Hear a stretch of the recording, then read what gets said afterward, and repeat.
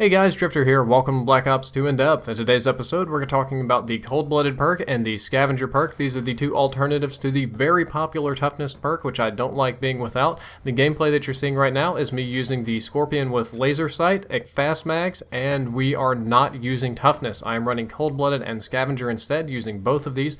I need Scavenger on the Scorpion because I burn through ammo really fast, and I'm using Cold-Blooded because I'm playing Hardpoint. A lot of tryhards play Hardpoint. That means a lot of dual band, a lot of millimeter scanner, a lot of target finder, that sort of stuff, and that's what Cold-Blooded helps with. The Cold-Blooded perk is basically Ghost Pro from previous Call of Duty games. If you're looking at somebody via hipfire, the crosshairs will turn red, indicating that you're looking at an enemy. However, if your enemy has Cold-Blooded, they're going to stay white, indicating that that's a teammate. It kind of confuses people, throws them off sometimes.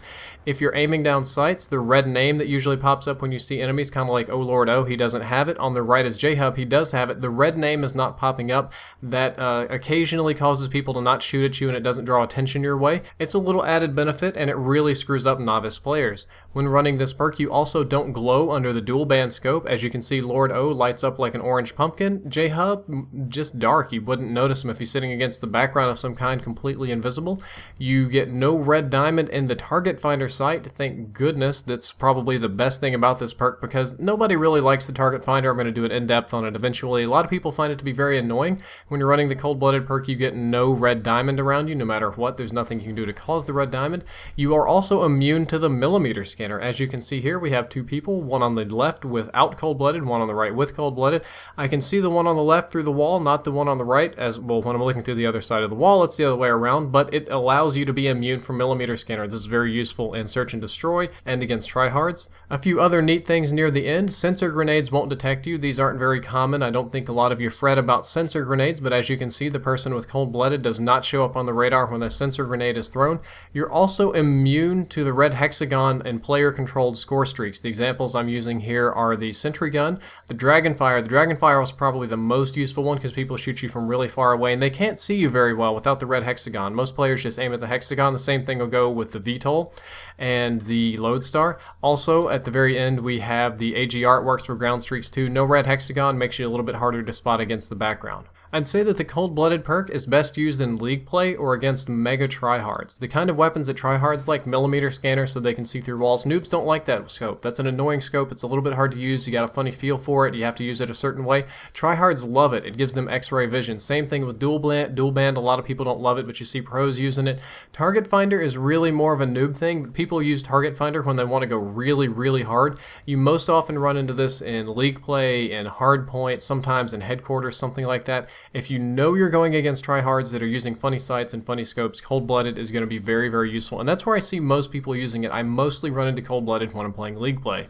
The Scavenger perk is much more simple. It lets you pick up ammo packs from enemies that are not killed by explosives. So anytime an enemy dies on the map, you can run over their body and pick up one of those little blue packs, just like all the other Call of Duty games. However, in this game, if they were killed from explosives, not necessarily your own, but even your own teammates' explosives, or if they blew themselves up, you're not going to be able to pick up those ammo packs. So explosives will just say it blows up the ammo packs. In reality, it's trying to keep you from getting unlimited C4s and that sort of thing. When you pick up a pack, it's going to restore one magazine of ammo for each gun. That's one magazine of ammo for your primary and for your secondary, one tactical grenade and one lethal grenade. One thing that it will not do is it will not replenish your noob tube ammo. It'll give you more C4, it'll give you more grenades, it'll give you more rockets, that sort of stuff, but it will not give you any noob tube ammo. Scavenger in previous Call of Duty games, or at least Scavenger Pro, would allow you to start out with something like 300, 200 ammo, way more ammo than you would ever actually need. So it was very beneficial just for that starting ammo, and the refreshment was usually just for your grenades.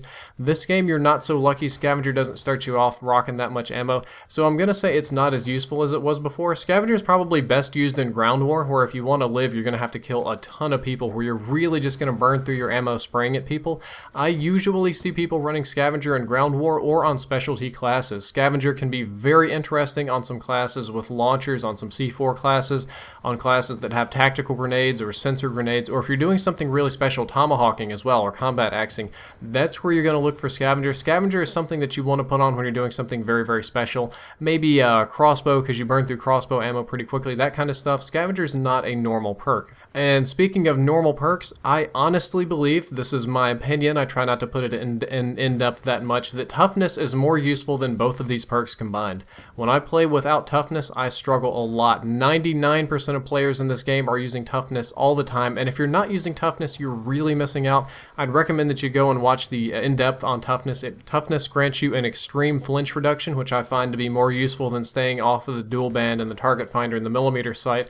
Although I do think that there is a place for cold-blooded, definitely in the try-hardy kind of game modes. Scavenger I find to be less useful. Scavenger feels a little bit more arcadey, a little bit more silly if I'm doing tomahawks or something. I don't find it to be a very practical perk anymore just because of the way this game is played. Maybe the next one it'll be different, and there are good classes with Scavenger. There are good classes with cold-blooded, but it was very challenging for me to get this gameplay without toughness. Toughness is the #1 perk that you want to use. If you want to use either of these two, I recommend that you keep toughness and you run perk 2 greed and put one of the other of these two on there. Well guys, that's all for this episode. I hope that you enjoyed it, and I hope that you learned something useful. If you'd like to check out my previous episode on how to burst fire faster, you can click that box on the left. It'll open in a new window. If you'd like to check out my next episode, which is going to be on awareness and dead silence, you can click that one when it goes live. It'll open in a new window. I have a class building app down there in the description where I rate your classes. You can find that. There's a link down there somewhere. As always, if you enjoyed the content, don't forget to like, favorite, and subscribe. Drifter out.